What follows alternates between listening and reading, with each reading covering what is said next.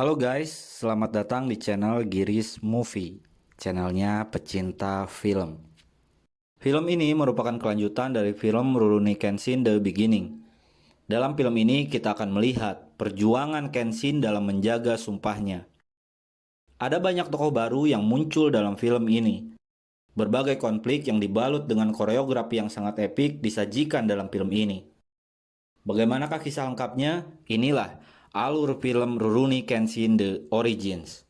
Di awal film, pada tanggal 19 Januari 1868, terjadi sebuah pertempuran bernama Toba Fushimi di Kyoto, yaitu pertempuran yang melibatkan antara pasukan pendukung kekaisaran yang bernama Chosu Ishin Shishi melawan pasukan kesogunan Tokugawa yang bernama Shinsegumi.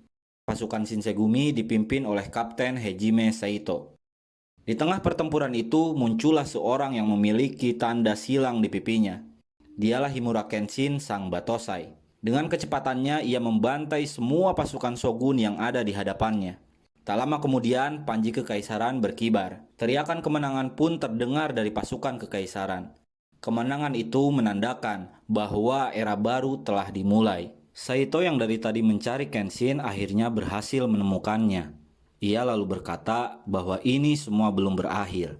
Mendengar itu, Kenshin langsung menancapkan pedangnya di atas tanah. Tanpa menghiraukan Saito, Kenshin berjalan pergi meninggalkan tempat itu. Dan setelah itu, Hitokiri Batosai pun menghilang. Selanjutnya, di tengah tumpukan mayat yang bergelimpangan, kita akan melihat seorang Shinsegumi yang bangkit kembali. Dia bernama Udo Jin-e, seorang yang memiliki bola mata hitam biru berisi Jutsu Shin no Ippo. Dengan tertatih-tatih, ia berjalan melewati mayat-mayat itu. Tanpa disengaja, ia memegang sebuah pedang yang tertancap di sana. Dan secara tiba-tiba, ia dapat merasakan banyaknya aura kesedihan dan ketakutan dari pedang itu. Jin-e pun yakin bahwa pedang itu adalah pedang milik Hitokiri Batosai. 10 tahun berlalu, Hitokiri Batosai yang telah lama menghilang kini menampakkan dirinya kembali. Kini dia mengaku sebagai seorang Rurouni atau pengembara. Dia terlihat sedang menaiki sebuah perahu menuju Tokyo. Shin berpindah di sebuah rumah mewah. Rumah itu milik seorang penjual opium yang bernama Takeda Kanryu. Di ruang kerjanya, ia memanggil Megumi Takani dan 5 asistennya untuk masuk ke sana. Megumi adalah satu-satunya ahli pemurnian opium yang dimiliki Kanryu. Setelah memuji hasil kerjanya, Kanryu menyuruh Megumi dan rekan-rekannya untuk keluar. Tak disangka hanya 4 orang yang dibiarkan keluar ruangan. Sedangkan Megumi dan 1 asisten lagi tetap berada di sana. Kemudian 4 orang tadi dibunuh oleh anak buah Kanryu yang bernama Gein dan Inui. Lalu dengan seenaknya Kanryu memutuskan untuk memilih 1 orang saja di antara Megumi dan asistennya yang akan dibiarkan hidup. Lalu Kanryu pun akhirnya memilih Megumi. Sang asisten yang tak mau mati pun akhirnya lebih memilih kabur meloncati jendela. Kanryu membiarkannya kabur dan berkata, Batosai-lah yang akan menanganinya. Keesokan harinya, asisten yang kabur itu ditemukan tewas oleh Hejime Saito. Ia juga menemukan secari kertas bertuliskan, semua ini adalah perbuatan Batosai. Namun Saito tahu, ini semua bukan ulah Batosai yang asli. Di tempat lain, Kenshin terlihat sedang berjalan-jalan menikmati suasana Tokyo. Di tengah perjalanannya, ia berhenti untuk melihat sebuah poster buronan yang ada di papan pengumuman. Buronan itu bernama Hitokiri Batosai yang mengaku berasal dari perguruan Kamiya Kashinryu. Lalu tiba-tiba seorang perempuan dengan pedang kayunya menghadang Kenshin. Perempuan itu bernama Kaoru Kamiya.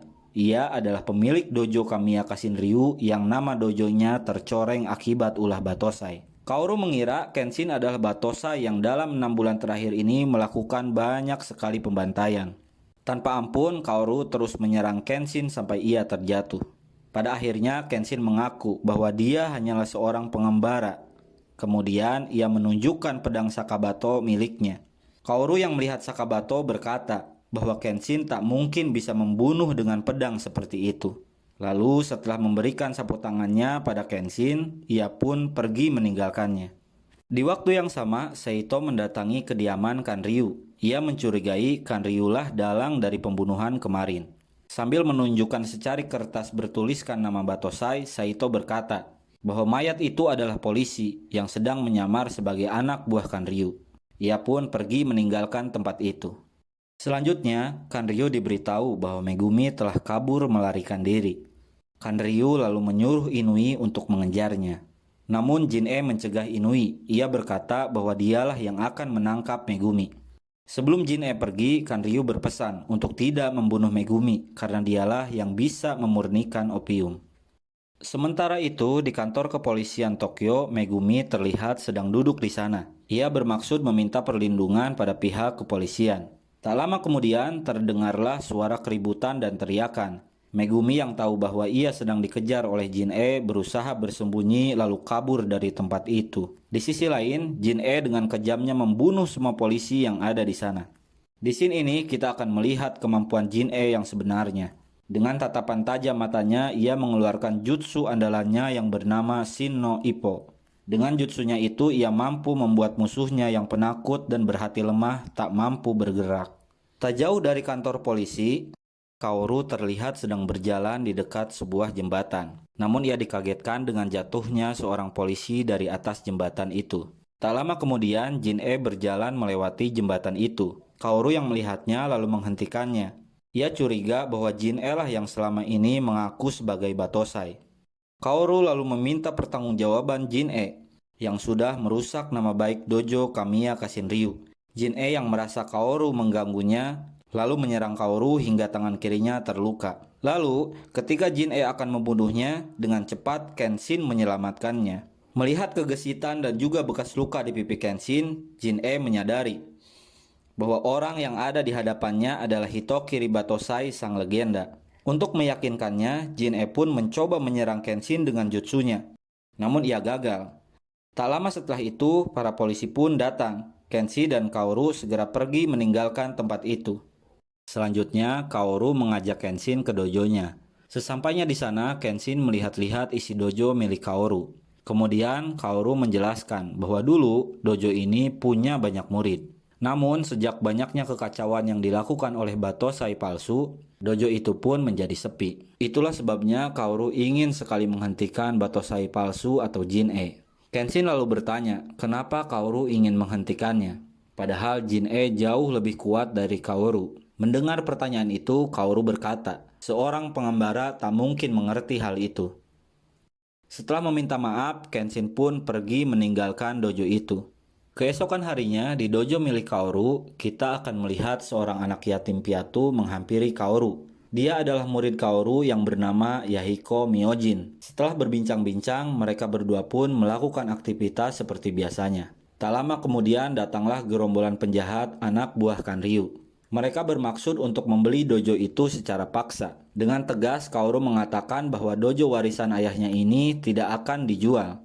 Lalu para penjahat itu mengobrak-abrik seluruh isi dojo. Kaoru yang tak terima melihat keonaran yang dilakukan oleh para penjahat itu, akhirnya menghunuskan pedang kayunya. Tak lama Kenshin pun datang ke sana. Ia lalu melawan semua penjahat itu. Meski tanpa pedang, Kenshin berhasil mengalahkan semua penjahat itu. Saat semua penjahat itu terkapar, Kenshin lalu menghunuskan pedangnya. Ia lalu menjelaskan soal jurus Hiten Mitsurugi Ryu yang dimiliki Batosai. Ia berkata, selama ia menggunakan pedang mata terbalik ini, tak ada satu orang pun yang akan mati. Mendengar itu, para penjahat akhirnya sadar bahwa pria yang ada di hadapannya adalah Hitokiri Batosai yang sesungguhnya. Beberapa saat kemudian, para polisi datang ke dojo itu. Lalu mereka menangkap semua penjahat di sana termasuk Kenshin. Ia pun ikut ditangkap dan dimasukkan ke penjara. Di dalam penjara, kita akan diperkenalkan dengan sosok Sagara Sanosuke. Ia adalah orang yang nantinya akan banyak membantu Kenshin saat mengalahkan musuh-musuhnya. Tak lama kemudian, Kenshin yang sedang duduk di dalam penjara didatangi oleh Hejime Saito. Saito lalu mengajak Kenshin untuk menemui Laksamana Aritomo Yamagata, pimpinan kepolisian Tokyo. Yamagata meminta agar Kenshin mau meminjamkan kekuatannya untuk membantu mereka menghentikan peredaran opium. Selain itu, mereka khawatir para penjahat memiliki rencana yang lebih besar dari itu. Namun Kenshin menolaknya. Saito yang merasa aneh melihat pedang Sakabato milik Kenshin, lalu bertanya, apakah Kenshin bisa melindungi orang tanpa membunuh? Kenshin menjawab bahwa dengan pedangnya ia akan melindungi orang di sekelilingnya.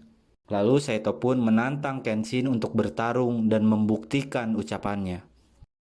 Saito langsung menyerang Kenshin dengan serius. Kenshin yang memang tak mau bertarung dengan Saito memilih untuk tidak menyerangnya balik, yang menyebabkan bahu Kenshin harus terluka akibat pedang Sakabato miliknya yang ia gunakan untuk menahan serangan Saito. Melihat itu, Yamagata menghentikan pertarungan itu, lalu ia pun meminta maaf dan membiarkan Kenshin untuk pergi.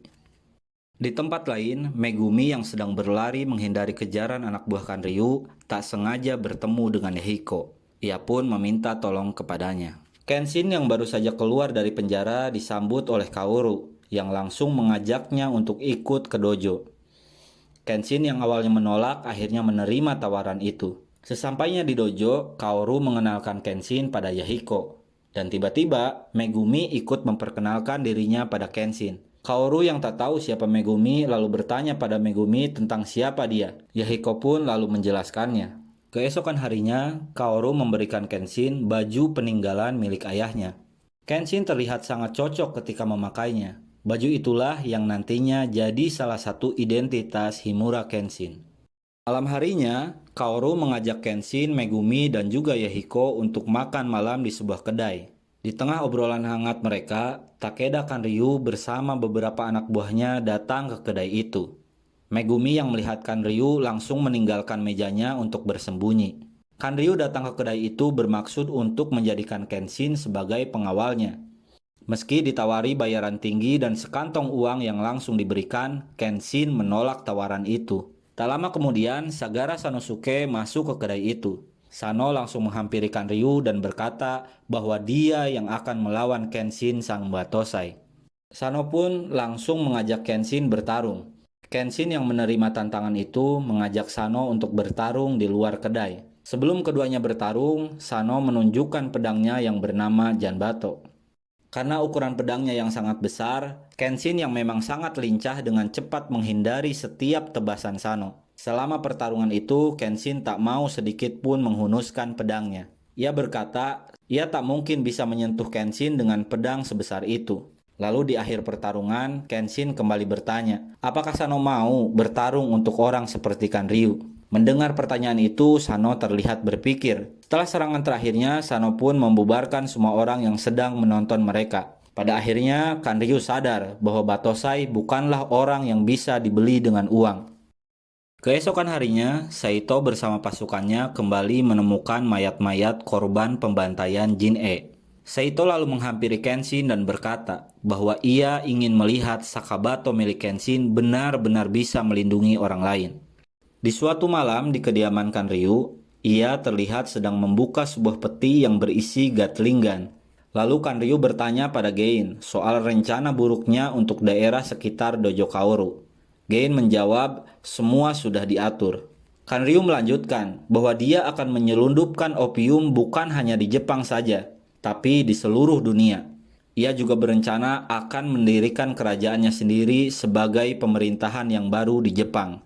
Di tempat lain, Jin-e yang terlihat sedang menyendiri berkata, sudah tiba waktunya untuk membangkitkan kembali sang Batosai. Menjelang pagi hari, Gein menjalankan rencananya. Ia pergi ke Dojo Kaoru untuk menemui Megumi. Ketika sudah bertemu, Gein berkata pada Megumi, berhati-hatilah. Lalu ia pun pergi.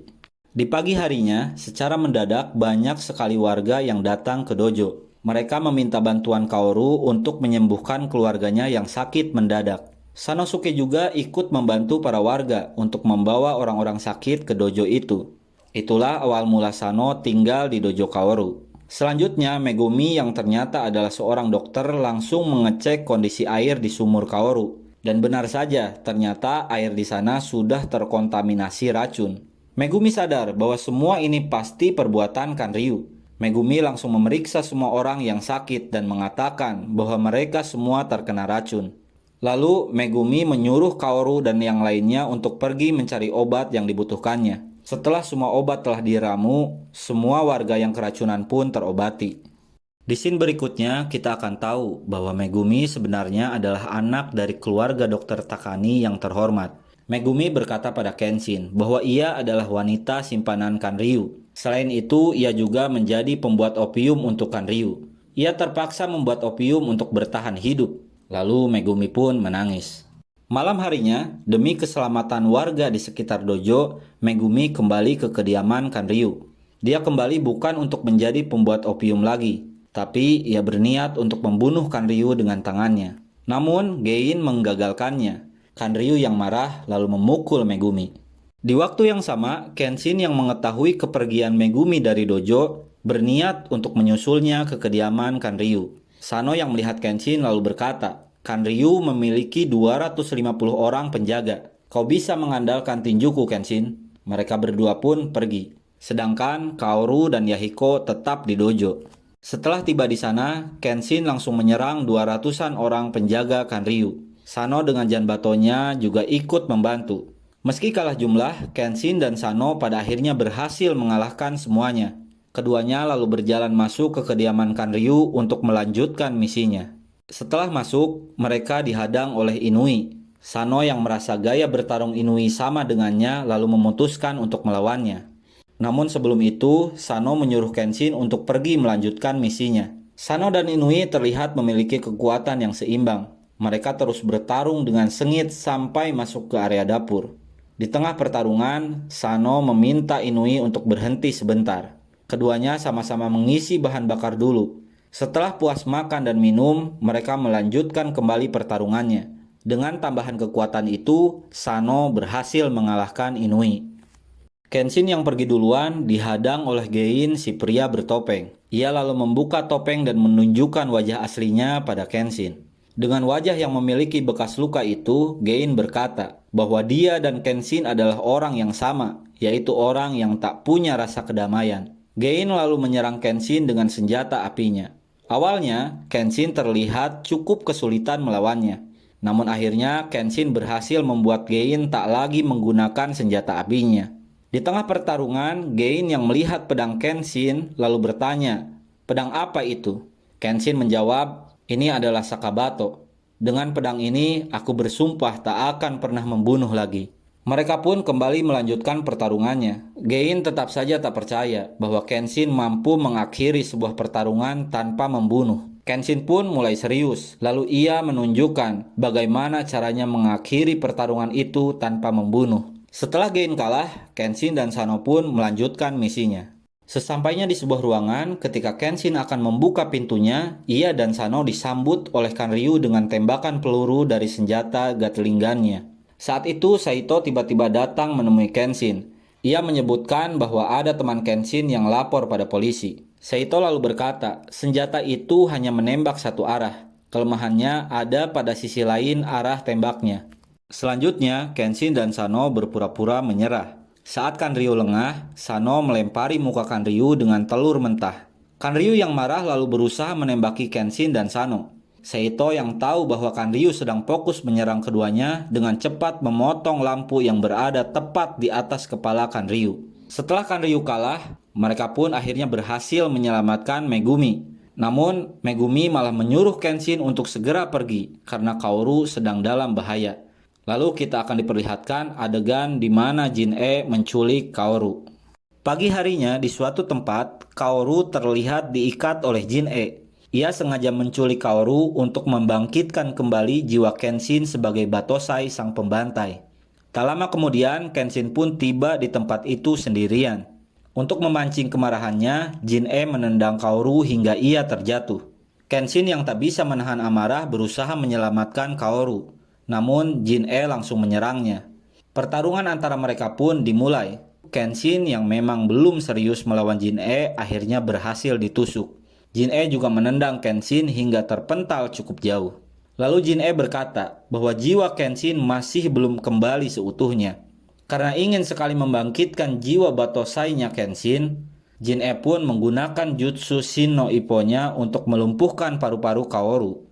Ia berkata bahwa Kaoru hanya punya waktu 2 menit untuk hidup. Kenshin yang marah dengan cepat menebaskan pedangnya. Lalu Jin-e berkata, untuk melepaskan jutsunya hanya ada 2 pilihan, bunuh Kaoru atau bunuh Jin-e. Lalu pertarungan itu dilanjutkan. Kenshin yang masih belum serius lagi-lagi harus terkena tusukan Jin-e. Pada momen ini, Kenshin yang tak bisa lagi menahan amarahnya akhirnya mulai serius. Dengan kegesitannya, Kenshin berhasil menebas kepala Jin-E hingga berdarah. Selanjutnya, kita akan melihat Kenshin bersiap untuk menggunakan jutsu andalannya. Saat Jin-E akan menyerang, Kenshin dengan jutsunya langsung mematahkan tangan Jin-E. Lalu Kenshin pun berkata, "Hidupmu dengan pedang sudah selesai." Kenshin yang ingin segera menyelamatkan Kaoru lalu membalikkan mata pedangnya. Ia berniat untuk membunuh Jin-E dan melanggar sumpahnya. Namun secara tiba-tiba ketika Kenshin akan menebaskan pedangnya pada Jin-E, Kaoru berteriak mencegahnya. Dengan kekuatan hatinya, Kaoru bisa melepaskan diri dari jutsu itu. Lalu Kaoru memohon pada Kenshin untuk tidak jadi pembantai lagi. Kenshin pun tak jadi membunuh Jin-E. Jin-E yang sudah kalah memilih mengakhiri pertarungan itu dengan melakukan harakiri. Sebelum kematiannya, ia berkata pada Kenshin, "Pembunuh tetaplah pembunuh. Sampai jumpa di tempat paling dalam di neraka." Pertarungan itu pun berakhir. Lalu Kenshin membawa Kaoru untuk kembali ke dojo miliknya. Di akhir film kita akan melihat Kanryu dan semua anak buahnya ditangkap oleh polisi. Dan kita juga akan melihat senyum bahagia dari wajah Kaoru dan Kenshin sebagai penutup film ini. Dan film ini pun berakhir. Dari film ini kita belajar bahwa jika kita sudah bersumpah, apapun alasannya kita harus bisa menjaga sumpah itu. Teruslah perbaiki diri kita meski kita punya masa lalu yang buruk. Karena masa lalu sejatinya hanya untuk pelajaran bagi masa yang akan datang. Oke guys, cukup sampai di sini saja. Makasih buat semua yang udah nonton video ini sampai selesai. Mohon maaf bila ada kekurangan dalam editing dan penyampaian narasinya. Jangan lupa subscribe, like, dan komen. See you! Yeah. Everybody knows that I'm breaking down. Everybody knows I ain't faking now. Everybody knows my heart's faking now. Yeah, she hates me now, I made mistakes but now I don't ever wanna be alone. I don't really ever feel at home. On my own, in the zone, that's the only way I know. Feeling low, about to blow back up. I won't ever let the doubt creep in. Gotta pop a couple more aspirin. I don't think I'll